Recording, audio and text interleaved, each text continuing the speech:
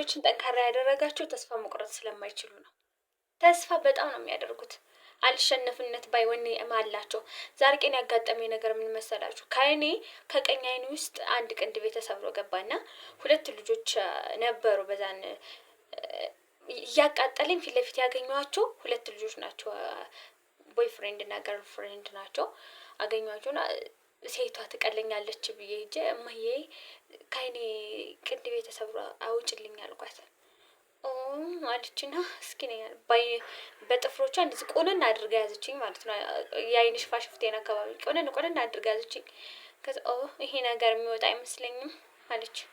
ወንድየው ነኝ እስኪ አለኝ። እሺ ብዬ ጠጋ አልኩኝና እንደዚህ ሲያየው እንዳለ ገብቷል። ታች ላይ ነው ያለ፣ በዚህ በታች በኩል ነው ያለና ከዛ እሺ ምናምን ብሎ ከኪሱ ሶፍት አወጣና ሊያወጣልኝ ሲል አንዱ አልተደገመም። በቃ በዛን ሰዓት ጥዝጣዜው በጣም ከባድ ነው። ከዛ ታግሎ አንዱን አስወጣው።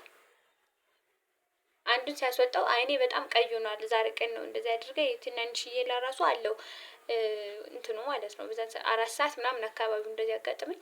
ከዛ አንደኛውን ደግሞ ለማውጣት ጭራሽ እኔ ምን ቢያልኩ ማለት አልችላልኩ መቆጣጠር አቃተኝና አቃጠለኝ። በጣም ነው የሚያቃጥለኝ። ዳሩን ሁሉ ደግሞ ያለበት አቅጣጫ ይጠፋል ማለት አንዴ ታች አንዴ ላይ አንዴ በጎን ምናምን ነው የሚሄደውና ልጁ ግን ምንም ተስፋ ሳይቆርጥ አወጣልኝ። ወንዶች በቃ እኔ ወንድ ልጅ እውነቱ ወንድ ነው። አንዳንድ ሴቶችም አሉ በጣም ጠንካራ በቃ አሉ። ግን አንዳንድ ሴቶች ምንድነው ያው ምናምን ነገር ገና እንደጀመረችው እንደማታወጣልኝ እኔ እርግጠኛ ሆንኩኝ ማለት ነው። ለምንድነው አንዳንድ ሴቶች አርዲ አትበሉ ውዲ